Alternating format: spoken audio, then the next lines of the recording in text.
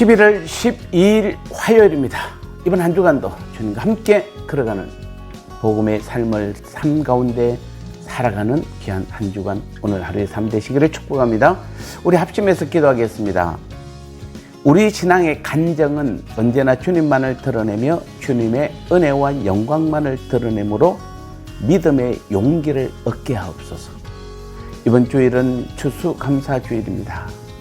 영적인 은혜와 베푸신 사랑에 감사하게 하옵소서. 두 가지 기도 제목으로 합심해서 기도하겠습니다.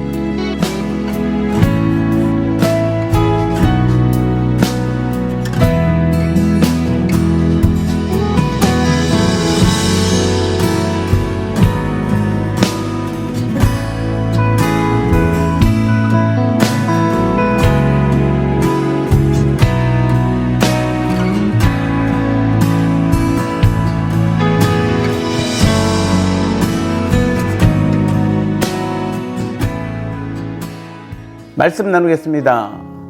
오늘 제목은 간정은 이렇게 하라라는 제목입니다. 디모데전서 1장 16절 말씀에 그러나 내가 긍휼을 입은 까닭은 예수 그리스도께서 내게 먼저 일체 오래 참으심을 보이사 후에 주를 믿어 영생 얻는 자들에게 본이 되게 하려 하심이라. 아멘.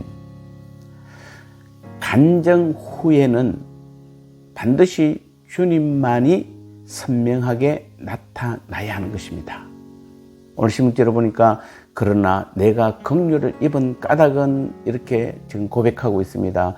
그러므로 오늘 본문은 15절의 연속이자 결론으로서 주님께서 이 땅에 오신 것은 죄인을 구원하러 오셨는데 그 대표적인 사람이 바로 바울 자신이라는 것입니다. 즉 주님께서 죄인 중에 개수인 자신에게 그토록 크신 인내와 은혜를 보이심으로써 후에 모든 믿게 될 자들이 아무리 큰 죄를 지은 죄인이라 할지라도 차별 없이 다 구원하시는 본을 바울 자신에게 먼저 보이셨다는 것입니다. 그런데 한 가지 주목해야 될 사실은 바울이 디모데에게 간정을 하면서 결코 자신을 드러내지 않았다는 것입니다. 즉 바울의 간정은 개인적인 간정이면서도 결코 자신을 드러내기 위해 지난 가오를 극적으로 과장하여 자신에게 초점을 맞춘 것이 아니라 오직 주님께 초점을 두어 말씀하고 있다는 것입니다. 그래야 이러한 바울의 간정은 듣는 이에게 그 효과를 미치게 함으로써 오고 오는 우리 후대의 성도들로 하여금 믿음의 용기를 얻도록 하고 있는 것입니다. 그런데 이에 비해 오늘 우리들의 간정을 들어보면 그 중심이 간혹 주님이 아니라 간정하는 사람 자신에게 있는 경우가 종종 많이 있습니다. 그래서 어떤 분은 주님을 만나기 전에 자신의 모습과 행위들이 얼마나 비참하고 약했는지를 지나치게 가장하곤 합니다. 그래야 간정을 듣고 나면 주님보다는 간정자의 모습이 더 선명하게 남고 오히려 그 사람이 더 위대하게 보이는 경우조차도 있는 것입니다. 그런가 하면 어떤 분은 입으로는 주님의 은혜를 말하면서도 그 이면에는 자신이 얼마나 대단한 존재인가를 살며시 암시하는 듯한 표현을 하곤 하기도 합니다. 예를 들어서 자신을 요나에게 비교하면서 자신은 하나님께서 강권하시는지 오늘 이렇게 주님의 종이 되어 큰 일을 하게 되었다는 식입니다.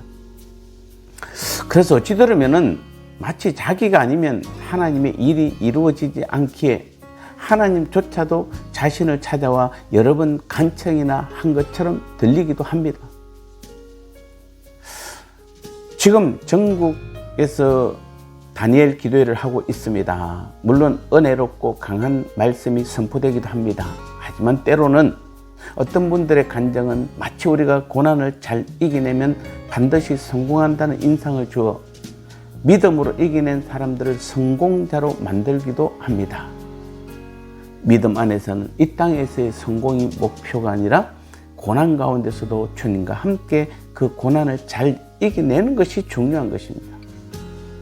사도들은 더 어려웠고 모두가 다 순교를 당해도 천국에서는 하늘의 별과 같이 빛나는 본을 보여준 것입니다. 이런 게 진짜 간정인 것입니다.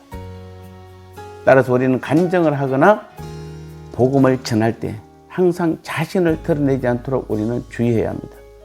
왜냐하면 그 순간에조차 사단은 우리로 하여금 자신을 드러내게 함으로써 오히려 복음의 그 진리를 회방할 수도 있기 때문입니다. 오늘 우리는 사도 바울과 같이 간정을 통해서도 오직 주님의 은혜와 영광만을 드러냄으로써 듣는 사람들로 하여금 하나님을 찬양하게 하고 믿음의 용기를 얻도록 우리는 우리의 전부를 다해야 하는 것입니다. 이런 것이 바로 진짜 믿음의 간정인 줄 믿습니다. 나눔의 시간입니다. 우리의 신앙의 간정의 주인공은 누가 되어야 하는 것일까요? 결국 신앙 간정의 결론은 무엇이 되어야 할까요?